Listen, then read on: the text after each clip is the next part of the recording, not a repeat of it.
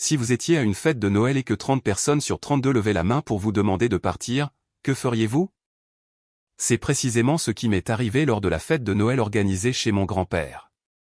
Mes parents, mon jeune frère, mes oncles et tantes, absolument tout le monde voulait que je m'en aille. Ils m'ont mis à la porte parce que, à leurs yeux, je n'étais qu'un chauffeur de camion à faible revenu, pas digne d'être assis à la même table qu'eux. Mais ce qui m'a le plus choqué, c'est la décision de mon grand-père. Sa décision ce jour-là a complètement changé la vie de toutes les personnes présentes à cette fête. Restez avec moi. Je vais vous raconter tout ce qui s'est passé lors de cette fête. Cela pourrait bien vous surprendre. Bonjour à tous. Je m'appelle Caleb. J'ai 32 ans. Ma femme, Claire, notre fille, Olivia, et moi vivons dans une maison dans la banlieue de Chicago. Aujourd'hui, nous gérons une petite entreprise de transport routier avec une flotte de 10 camions. De l'extérieur, les gens regardent notre vie et pensent que nous avons réussi, que nous avons trouvé la solution. Mais laissez-moi être honnête. Cette maison et l'entreprise que nous possédons aujourd'hui ne sont pas le résultat de mon seul travail acharné. J'étais chauffeur de camion longue distance et je gagnais environ 4 000 $ par mois après impôts. Ma femme, Claire, travaillait comme assistante commerciale pour une marque de mode. Mais ses revenus étaient instables et à peine suffisants pour s'y fier. La vie était difficile. Nous louions un petit appartement de 2 pièces dans un quartier peu sûr de Chicago. Et le loyer à lui seul engloutissait près de la moitié de mon revenu mensuel. Nous comptions chaque dollar à la fin de chaque mois pour nous assurer que nous avions assez pour prendre soin d'Olivia. Je me souviens de certaines semaines où j'étais derrière le volant pendant 14 heures par jour, conduisant de Chicago jusqu'au Texas et retour pour gagner quelques centaines de dollars d'heures supplémentaires. Je rentrais à la maison à 2 ou 3 heures du matin, complètement épuisé. Ne voulant rien de plus que m'effondrer dans mon lit, mais je devais quand même me lever à 6 heures du matin pour me préparer pour le prochain voyage. Pendant ce temps, Claire travaillait dans un magasin de mode avec un faible salaire de base, dépendant principalement des commissions sur les ventes. Lorsque les affaires étaient lentes, elle ne rapportait que 1800 $ par mois. Nous devions donc souvent emprunter de l'argent. Même pour le 5e anniversaire d'Olivia. Nous n'avons pu organiser qu'une petite fête à la maison avec quelques cupcakes de l'épicerie et des jouets bon marché. La voir sourire si brillamment à ces petites choses me réchauffait le cœur et le brisait simultanément. Et puis tout a commencé à changer après Noël 2023. La vie que j'ai aujourd'hui, c'est assez étrangement, grâce en grande partie à mes parents et à mes proches et à la façon dont ils me méprisent. Si ce n'était pas de leur jugement, je ne serais pas où je suis maintenant. Pour vous aider à comprendre ce que j'ai vécu, je dois vous ramener au jour où j'ai reçu un appel téléphonique de mon grand-père exactement une semaine avant Noël. Ce jour-là, je revenais à Chicago après avoir passé 3 jours à transporter des meubles pour une entreprise. Quand j'ai vu Grandpa sur mon écran, j'ai répondu immédiatement via Bluetooth. Sa voix chaleureuse a rempli la cabine de mon camion, et pendant un instant, je ne me suis pas senti si seul sur cette longue portion d'autoroute. Après m'avoir demandé comment j'allais et comment s'était passé le travail, il a dit de son ton doux, « Caleb, dimanche prochain, c'est Noël. Amène Claire et Olivia pour le dîner, à 19 h.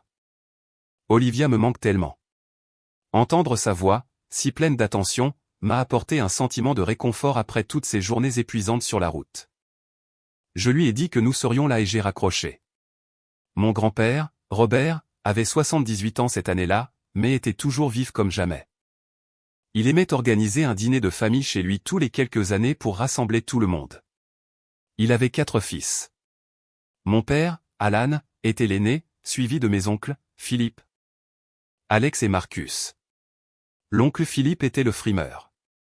Il travaillait comme directeur de succursale pour une compagnie d'assurance et ne manquait jamais une occasion de se vanter des contrats d'1 million de dollars qu'il venait de conclure. Chaque fois qu'il me voyait, il me lançait une question suffisante: « Tu conduis toujours des camions, Caleb? Quand vas-tu trouver un vrai travail ?» Ensuite, il y avait l'oncle Alex. Plus calme. Mais ses yeux portaient toujours ce regard de dédain. Il dirigeait un petit restaurant et avait cette habitude de jauger les gens de haut en bas, puis de secouer la tête comme s'il pouvait résumer la valeur de quelqu'un juste par ses vêtements. Mais mon père, Alan, était le pire de tous. Étant l'aîné, il se considérait comme le gardien du nom de famille et agissait comme s'il avait le droit de juger tout le monde. Il dirigeait une petite entreprise de construction et adorait parler en grand de ses projets, même si ce n'était que de petits boulots. Le pire, c'était à quel point il avait honte de moi. Chaque fois que quelqu'un posait des questions sur moi, il disait « Ne parlons pas de lui ». Sa conduite de camion m'embarrasse.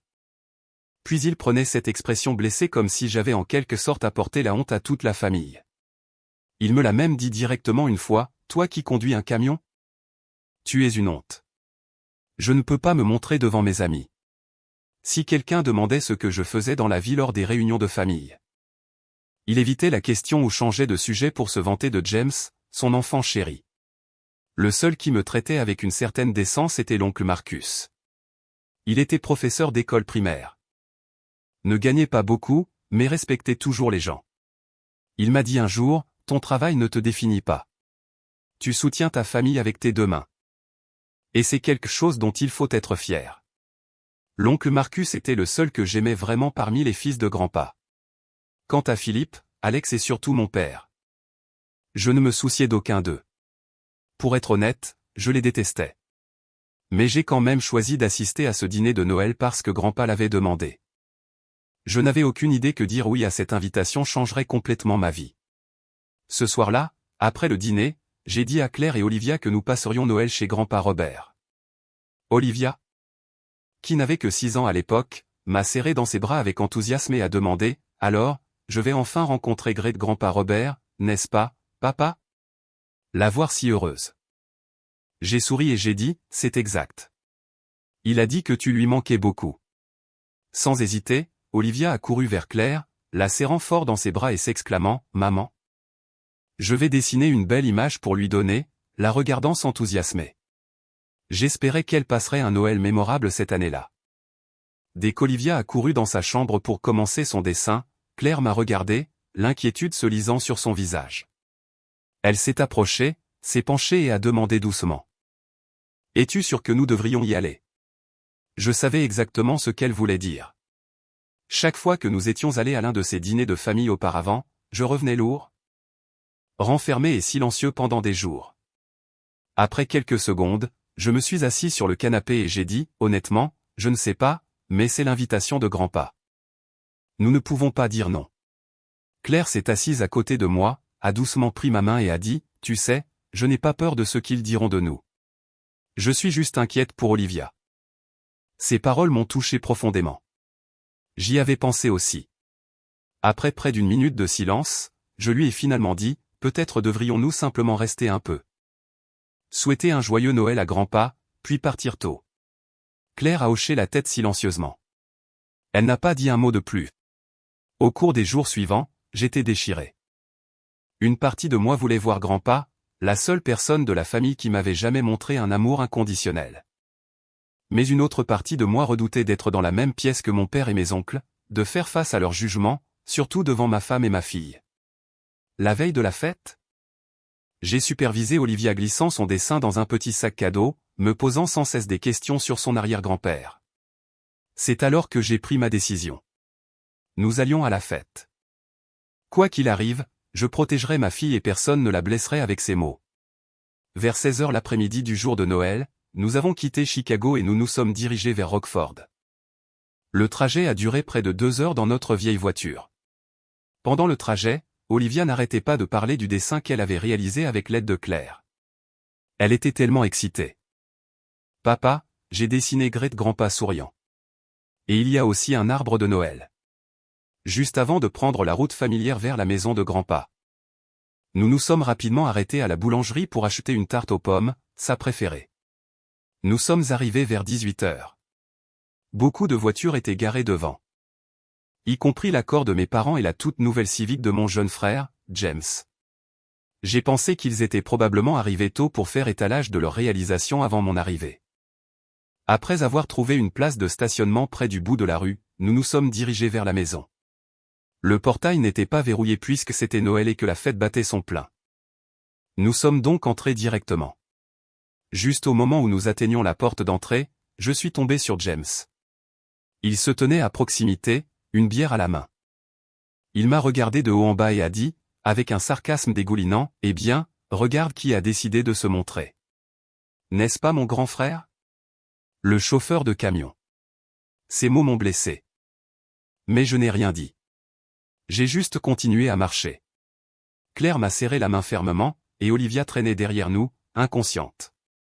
Lorsque nous sommes entrés dans le salon, j'ai été surpris par le nombre de personnes présentes. Près de 30, toutes parlant et riant fort. Outre mes parents, j'ai vu les familles de l'oncle Philippe, de l'oncle Alex et de l'oncle Marcus. Toutes présentes. Il y avait aussi des parents éloignés comme tante Cathy, oncle Derek et quelques visages inconnus que j'ai supposés être leurs enfants ou petits-enfants. Cela faisait longtemps que je n'avais pas vu la plupart d'entre eux. Dès que je suis entré, l'oncle Marcus m'a accueilli avec une chaleur sincère. « Caleb, tu es en retard. » « Embouteillage ?» J'ai répondu respectueusement, « Oui, mon oncle. » Les routes étaient un peu chargées aujourd'hui. Il m'a adressé un sourire chaleureux et a ajouté, « Vas-y et trouve une place avec ta famille. Grandpa va sortir d'une minute à l'autre. » Ce moment de gentillesse de l'oncle Marcus m'a touché profondément. Il n'était pas mon père. Mais il m'a toujours fait me sentir plus aimé que mon vrai père ne l'a jamais fait.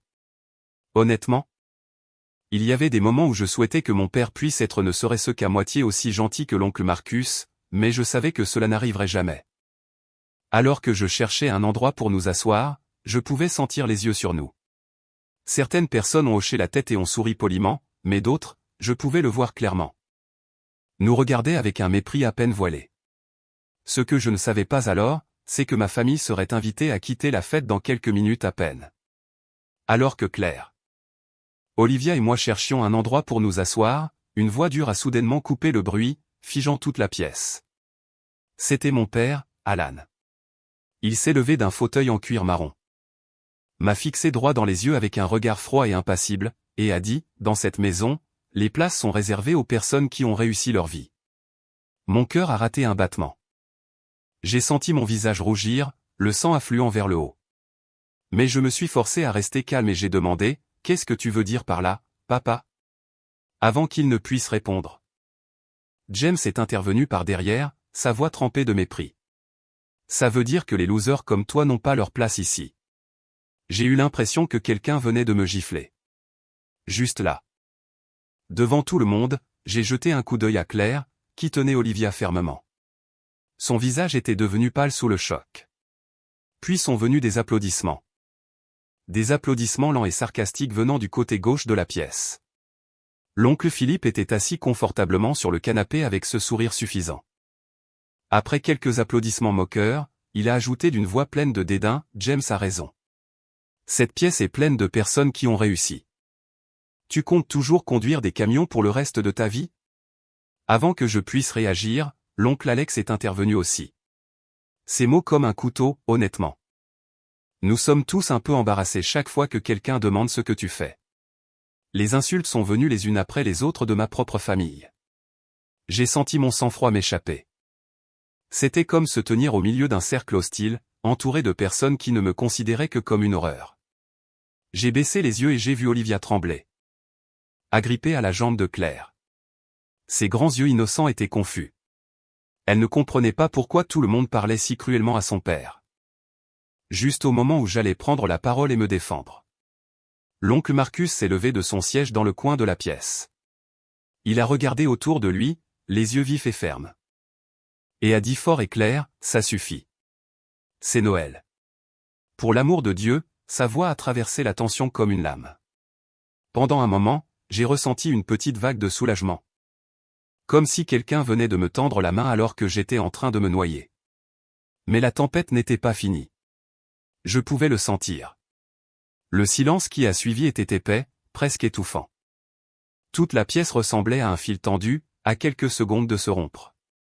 Alors que tout le monde échangeait des regards tendus dans le silence après que l'oncle Marcus ait parlé. Des pas lents et réguliers ont résonné dans le couloir. Grandpa est sorti, son expression sévère, mais portant toujours ce calme habituel pour lequel il était connu. Il a parcouru la pièce du regard. Puis a élevé la voix. « Marcus, ça suffit. Ils ont raison. » Ces mots m'ont frappé comme une bombe explosant dans ma tête. Je ne pouvais pas croire ce que je venais d'entendre. Grandpa.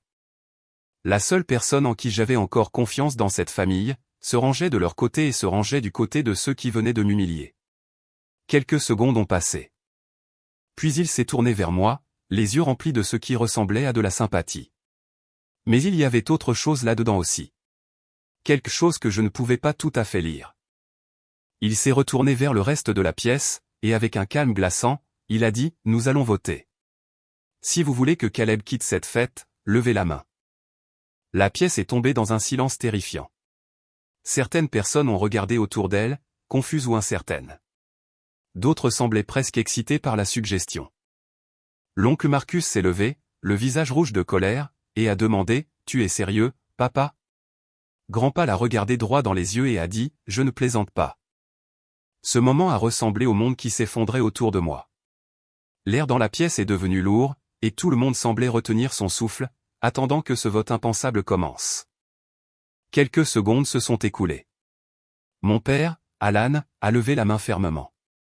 Il m'a regardé droit dans les yeux en le faisant, son visage froid et inflexible. Comme s'il venait de revendiquer une victoire attendue depuis longtemps. Ensuite, il y a eu James. Il a levé la main avec un sourire narquois plein de malice. On aurait dit qu'il appréciait ça. Qu'il attendait ce moment depuis des années. Puis sont venus l'oncle Alex et l'oncle Philippe, tous deux levant la main presque en même temps. Philippe a hoché la tête, clairement satisfait de lui-même. Tandis qu'Alex gardait une expression sévère comme s'il remplissait un devoir noble. Leurs familles ont suivi. La femme de Philippe, Janet, a hésité, mais après avoir jeté un coup d'œil à son mari. Elle a levé la main aussi. Les enfants adolescents d'Alex, peut-être 16 ou 17 ans, ont suivi son exemple, incertains et mal à l'aise, mais ils ont quand même suivi le mouvement. Je me suis tourné vers Claire et je l'ai vue serrer Olivia fermement. Ses yeux étaient rouges et pleins de larmes qui n'étaient pas encore tombées. Olivia, complètement inconsciente de ce qui se passait, a levé les yeux vers sa maman et a chuchoté « Maman, pourquoi tout le monde lève la main? Dois-je lever la mienne aussi ?» Claire l'a serré plus fort, essayant d'empêcher les larmes de couler sur ses joues. J'ai jeté un coup d'œil autour de moi et j'ai vu quelques mains hésitantes. C'étaient les parents éloignés. Des gens comme tante Cathy et oncle Derek. Ils se sont regardés, puis m'ont regardé, partagés entre la décence et la pression des pères. Tante Cathy a regardé son mari, puis l'oncle Philippe. L'incertitude se lisant sur son visage. L'oncle Derek s'est mordu la lèvre, sa main reposant sur sa cuisse comme s'il se préparait à voter, mais il hésitait encore. Puis Grandpa a aboyé. Sa voix tonitruante, « Allez, je n'ai pas toute la journée. » Cette pression a brisé le dernier brin de résistance. Ses mains incertaines se sont levées une par une rapidement. Presque comme si on leur avait ordonné. J'ai fait un calcul rapide dans ma tête. 30 personnes sur 32 avaient levé la main. Seul l'oncle Marcus et sa femme, tante Catherine, sont restés immobiles. À ce stade, Marcus en avait assez. Son visage était rouge vif de rage, les poings serrés sur les côtés. Il a saisi la main de Catherine et s'est précipité vers la porte. En passant devant Grandpa. Il s'est arrêté, l'a regardé droit dans les yeux, et a dit avec une fureur tranquille, « J'ai honnêtement honte de toi. » Ces mots ont plané dans l'air comme une sentence prononcée. Je n'avais jamais entendu Marcus parler à Grandpa de cette façon auparavant. Pas une seule fois dans ma vie. Il s'est ensuite approché de moi, a posé une main doucement sur mon épaule et a dit « Allons-y, Caleb. Ces gens ne méritent pas d'être appelés famille. » J'étais stupéfait.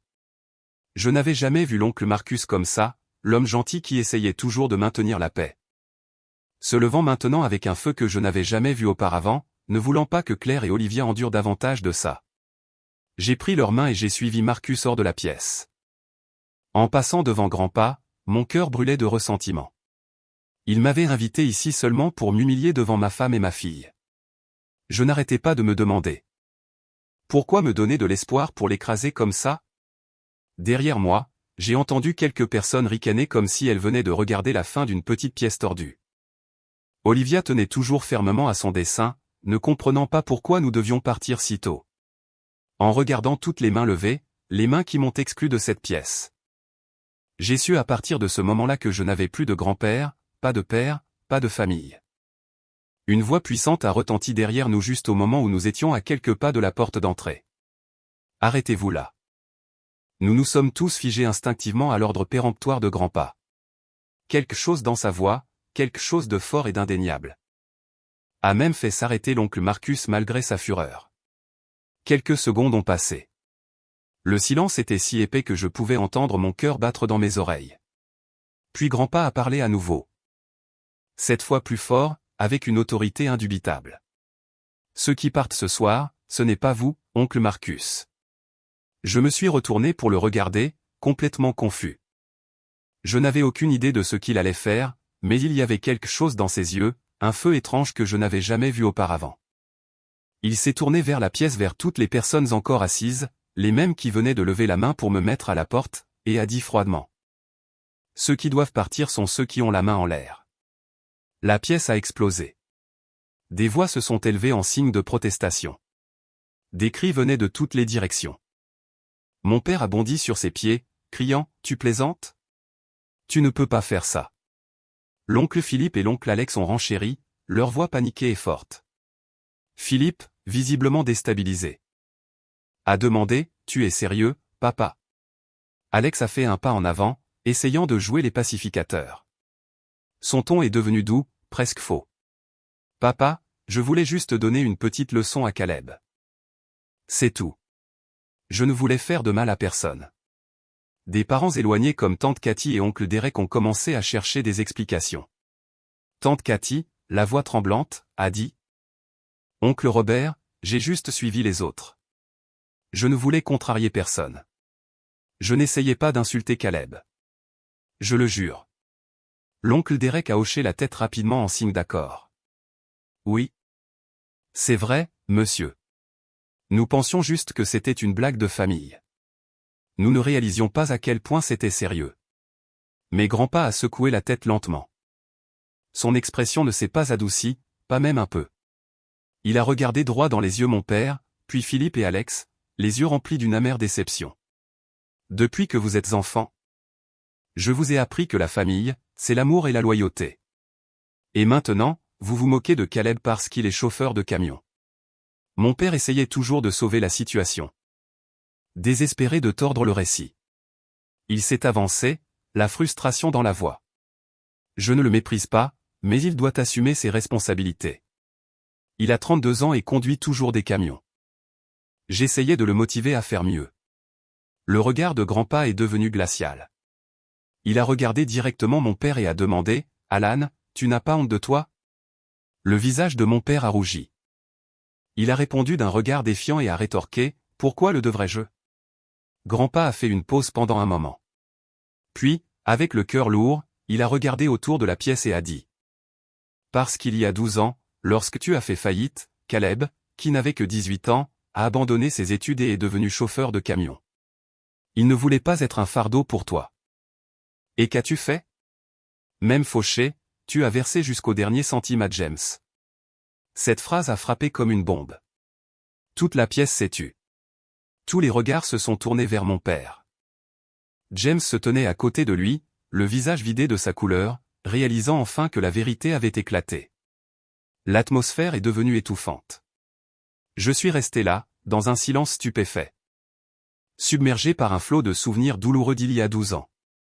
Claire m'a serré la main fermement, et Olivia n'avait toujours aucune idée de ce qui se passait. Serrant tranquillement le dessin qu'elle avait fait pour son arrière-grand-père.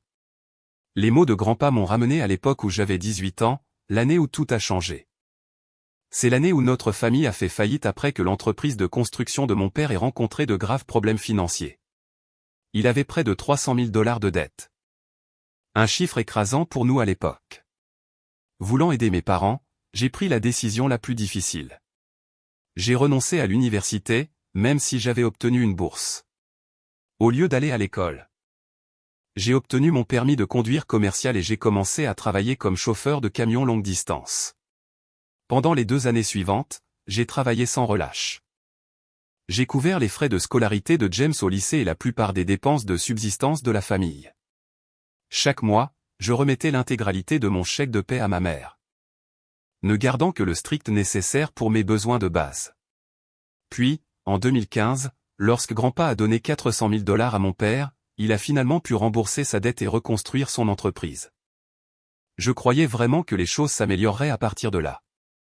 Mais au lieu de me remercier d'avoir sacrifié ma jeunesse pour soutenir la famille, mes parents et James ont commencé à me mépriser. Pourquoi? Parce que les partenaires commerciaux de mon père n'aimaient pas l'idée que son fils conduise un camion. Ils disaient que cela nuisait à la réputation de l'entreprise.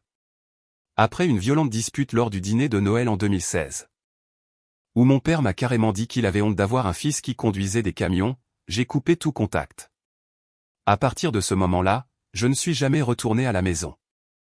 Lorsque Claire et moi nous sommes mariés, nous avons fait une petite cérémonie, juste quelques amis proches. Lorsqu'Olivia est née, je n'en ai parlé à personne dans la famille.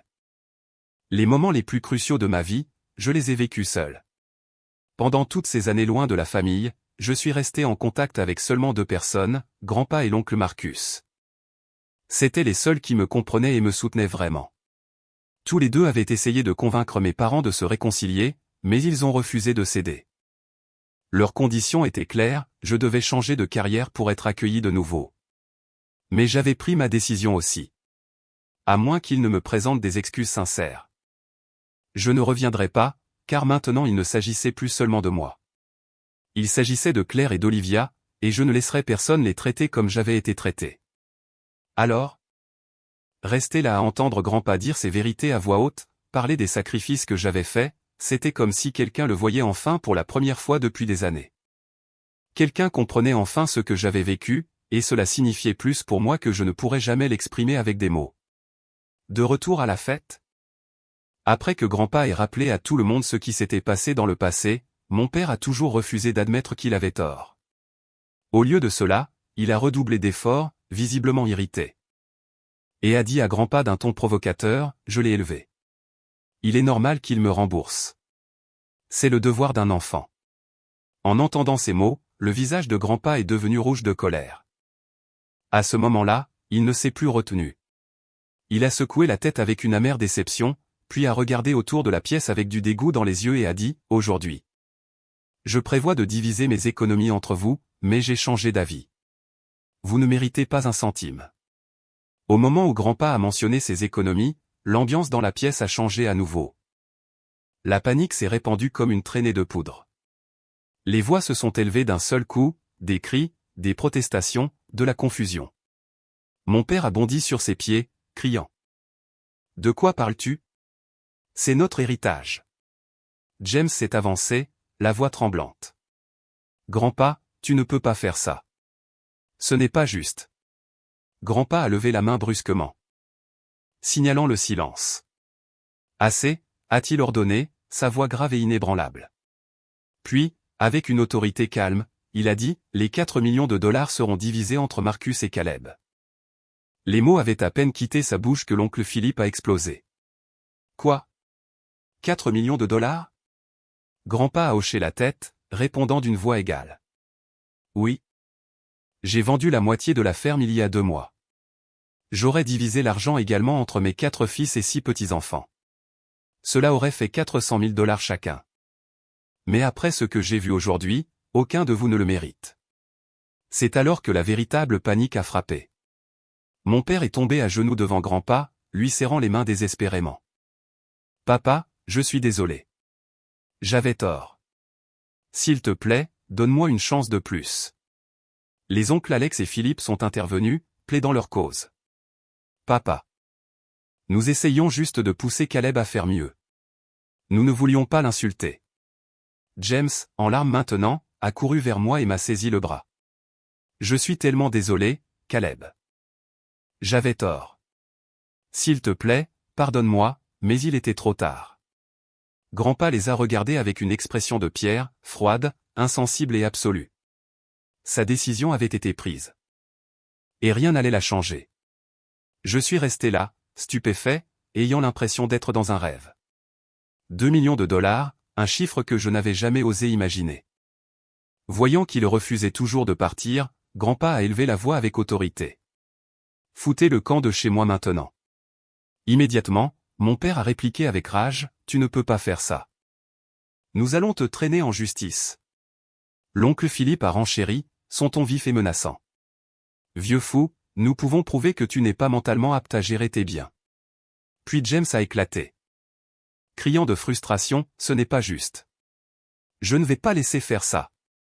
Mais grand-pa a juste laissé échapper un rire sec et moqueur, le genre de rire qui les a stoppés net. Puis, d'une voix calme et presque amusée, il a dit « Vous êtes des imbéciles. Avez-vous oublié qu'il me reste encore la moitié de la ferme? Je transfère l'acte à Marcus et Caleb dans 2 jours. » Ces mots les ont frappés comme un seau d'eau glacée. Ils ont soudainement réalisé qu'ils n'avaient pas seulement perdu 4 millions de dollars. Il restait encore une moitié de la ferme, valant facilement au moins 3 millions de plus, et maintenant cela aussi serait hors de portée. Sachant qu'ils n'avaient plus aucune chance, ils se sont tus. Un par un, ils sont partis, bouillonnants. Vaincus, amers. Juste avant de franchir la porte, mon père s'est retourné, m'a regardé droit dans les yeux avec une haine pure, et a dit froidement, « Tu es heureux maintenant, Caleb? Tu as déchiré cette famille. » Je n'ai pas répondu. J'ai juste serré Claire et Olivia contre moi et je les ai tenus fort. Après leur départ, la maison est tombée dans un étrange silence paisible. Seules 6 personnes sont restées dans notre famille. L'oncle Marcus et grand-pa, regardant la nourriture intacte toujours étalée sur la table du dîner. Grand-pa s'est tourné vers nous et a dit « Gardons juste assez pour nous 6. Le reste, aidez-moi à l'emballer. Nous allons la porter aux sans-abri. » Ce n'étaient pas des restes de nourriture. Elle avait été fraîchement livrée par un restaurant haut de gamme plus tôt cet après-midi. Personne ne l'avait touchée. Le dîner était censé commencer à 19 h, mais à 18 h 30. Grand-pa avait déjà renvoyé tout le monde chez lui.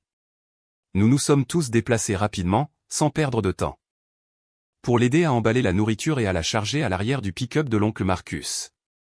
Il y avait assez de poulet rôti, de pain, de salade, de desserts et de bouteilles de soda pour nourrir des dizaines de personnes. Olivia s'est jointe avec enthousiasme à nous pendant que nous emballions et m'a regardé avec curiosité. « Papa. À qui on donne la nourriture ?»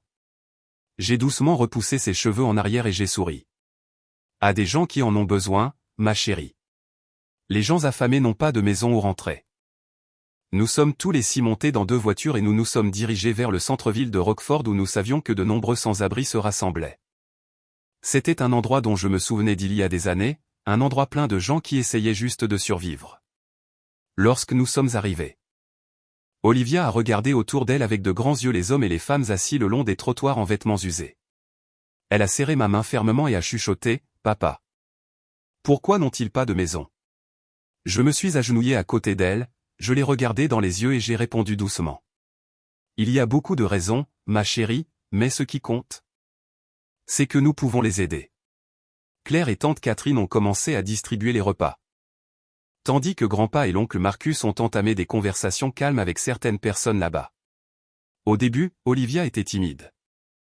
Mais bientôt elle a commencé à offrir des boîtes de biscuits d'elle-même, de petites mains pleines de gentillesse. Les sourires, les chaleureux remerciements. Et surtout le regard de gratitude silencieuse dans les yeux d'un homme plus âgé en recevant son dîner, nous ont dit tout ce que nous avions besoin de savoir. Nous faisions la bonne chose. Après avoir distribué le dernier repas, Olivia a couru vers moi et a enroulé ses bras autour de ma taille. Avec de la joie dans sa voix, elle a dit, « Papa, je suis ravie. » Tout le monde a souri si gentiment quand ils ont reçu leur nourriture. Et c'est là que ça m'a frappé. Ce moment précis était le Noël le plus significatif que ma famille ait jamais eu. Vers 20 h, nous sommes retournés à la maison de grand-pa et nous nous sommes finalement assis pour manger ensemble. Nous n'étions que 6.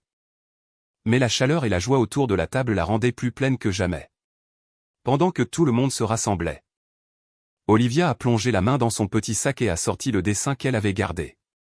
Elle s'est approchée et l'a tendu à grand-pa avec un sourire fier. Il l'a brandi, l'inspectant attentivement. Puis a souri chaleureusement et a dit, « C'est magnifique.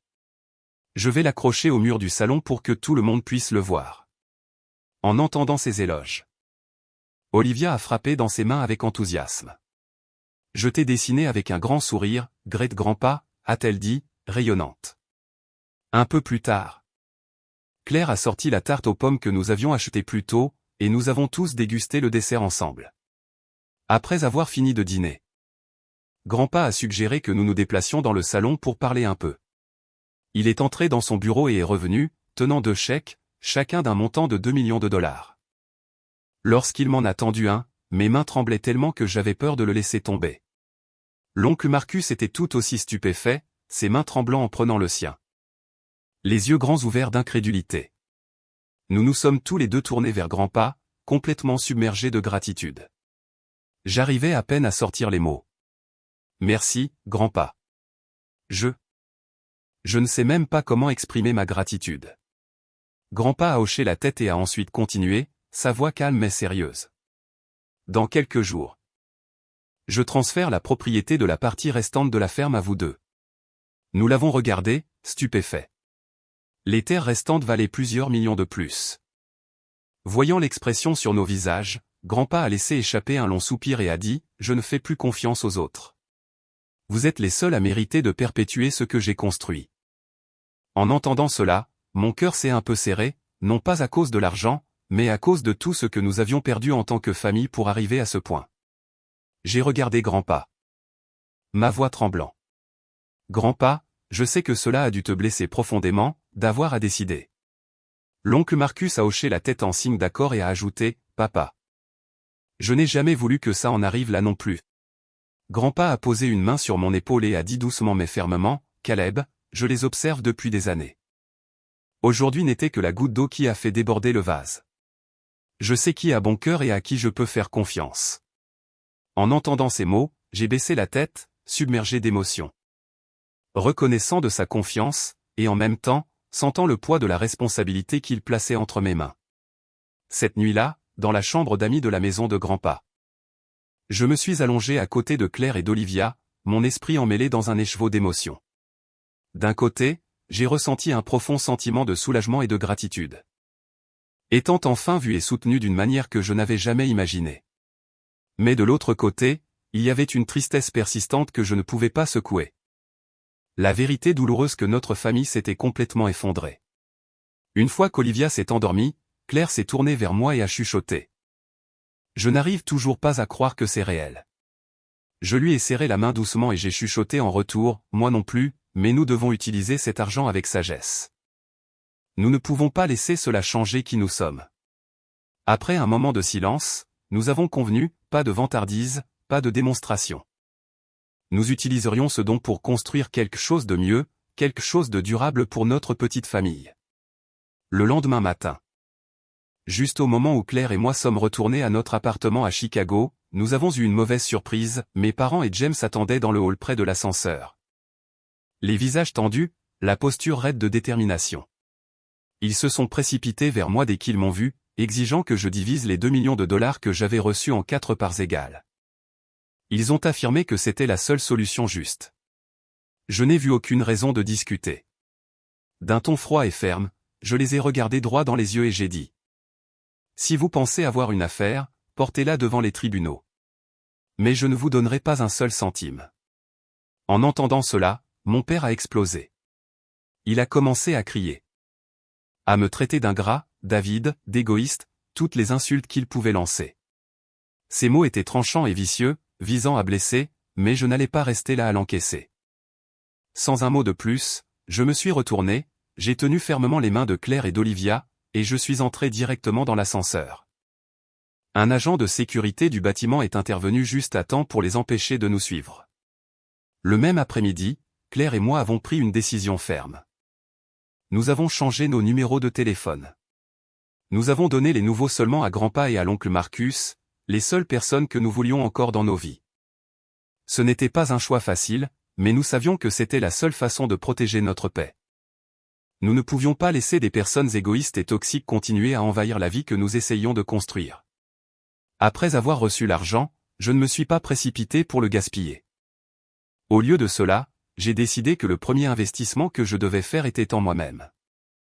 J'ai utilisé les premiers 10 000 dollars pour m'inscrire à un programme de gestion d'entreprise et d'actifs dans un collège communautaire à Chicago. Pendant 3 mois. J'ai étudié les fondamentaux de la comptabilité, de la gestion des ressources humaines, du marketing et de la stratégie d'entreprise. La plupart des soirs. Après avoir terminé mes quarts de travail de camionnage, je restais éveillé tard à étudier, déterminé à acquérir les compétences dont je savais que je manquais. Lorsque le cours s'est terminé, j'ai commencé à faire les premiers pas vers un rêve que je caressais depuis des années, créer ma propre entreprise de transport routier. La première chose à faire était de trouver un entrepôt et un petit espace de bureau. J'ai visité des dizaines d'emplacements avant de finalement m'installer dans un entrepôt modeste à la périphérie de la ville qui offrait un taux de location équitable. Le jour de l'ouverture. Il n'y avait pas de bannière ni de célébration fastueuse. Grandpa, l'oncle Marcus et leur famille étaient à mes côtés pour une simple cérémonie de coupe du ruban devant l'entrepôt. Et honnêtement, c'était plus que suffisant. En voyant Grandpa sourire fièrement à côté de moi, j'ai su que j'étais sur la bonne voie. Ce n'était pas seulement le début d'une entreprise. C'était la preuve que je pouvais me tenir sur mes deux pieds et construire quelque chose de significatif avec la confiance que Grandpa avait en moi. Les premiers défis ont été réels. Obtenir des licences, souscrire une assurance camion et embaucher des chauffeurs fiables me tenaient éveillé la nuit. Il y a eu des moments où j'ai presque abandonné. Comme lorsqu'un client important s'est retiré parce qu'il pensait que mon entreprise était trop petite et inexpérimentée. Mais chaque revers apportait une leçon. J'ai appris à faire une présentation plus convaincante lorsque j'ai perdu un client. Lorsqu'un chauffeur a démissionné de façon inattendue, j'ai appris à constituer une équipe de secours. Chaque problème est devenu une opportunité de grandir. Tout au long de ce parcours, Grandpa et l'oncle Marcus ont été comme mon conseil consultatif personnel. Grâce à ces années d'expérience en affaires, Grandpa appelait souvent pour me guider dans les négociations avec les clients. L'oncle Marcus m'a aidé à examiner les contrats et m'a donné des conseils sur la gestion judicieuse des finances. Grâce à leur soutien et à leur mentorat, j'ai lentement acquis plus de confiance et d'expérience, et finalement, j'ai commencé à développer l'entreprise. Cela fait 1 an et demi depuis cette fête de Noël. La nuit qui a changé ma vie à jamais. Aujourd'hui, mon entreprise a dépassé tout ce que j'aurais pu imaginer. Nous exploitons maintenant 10 camions longue distance et une équipe de 20 employés dévoués. Grâce aux revenus stables de l'entreprise. Nous avons quitté cet appartement exigu et nous avons emménagé dans une maison confortable à 2 étages à Neighborville, juste à l'extérieur de Chicago. Elle a une grande cour arrière où Olivia peut courir librement, un bureau calme où je peux travailler et un salon spacieux avec une cheminée, notre endroit préféré pour nous réunir le week-end. Olivia a maintenant 7 ans et est en 2e année. Elle réussit incroyablement bien à l'école, et je ne pourrais pas être plus fier. Claire a quitté son emploi de vendeuse et se consacre maintenant à prendre soin de notre famille et à m'aider à gérer la comptabilité de l'entreprise. Ma relation avec Grandpa et l'oncle Marcus est devenue encore plus forte. Chaque week-end, nous nous rendons à Rockford pour rendre visite à Grandpa. Il a 80 ans maintenant, toujours vif comme jamais. Toujours prêt à donner des conseils commerciaux solides. Il garde le dessin qu'Olivia lui a donné fièrement encadré et accroché à son mur, le montrant à chaque visiteur comme s'il s'agissait d'un chef-d'œuvre. L'oncle Marcus, quant à lui, est devenu notre conseiller financier non officiel. Il m'aide à examiner les contrats importants et à planifier les expansions futures. Quant à mes parents, je ne les avais ni vus ni entendus depuis ce jour-là. J'ai supposé que je ne les reverrais jamais, mais j'avais tort. Hier, de nulle part, ils se sont présentés à ma porte d'entrée, pâles, épuisés et désespérés. Je ne sais pas comment ils ont obtenu mon adresse. Cette fois, il n'y a pas eu d'insultes, pas de cris, juste des supplications. Ils sont venus demander 400 000 $. De l'argent dont ils avaient besoin pour sauver leur maison. Mon père avait pris une autre mauvaise décision commerciale, investissant dans une transaction immobilière douteuse. Il avait hypothéqué la maison et ne pouvait plus la rembourser. À travers tous leurs mots doux et leurs excuses larmoyantes, je ne me suis pas senti ému. Au lieu de cela, je leur ai donné une condition simple. J'ai dit, si vous pouvez me dire quelle est ma date de naissance, je vous aiderai. 5 minutes de silence douloureux ont suivi.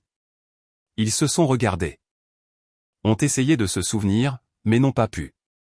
Mon père a dit qu'il pensait que c'était en octobre. James a deviné le 15. Personne ne s'est souvenu que mon anniversaire est le 23 décembre.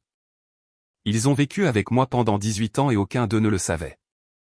J'ai vu la déception s'installer sur leur visage. Je n'ai rien dit de plus. J'ai fermé la porte calmement, sans colère. Juste de l'indifférence. Plus tard, j'ai raconté toute l'histoire à Grandpa au téléphone. Sa voix chaleureuse est parvenue. Bien joué, Caleb. Je suis fier de toi. Et maintenant?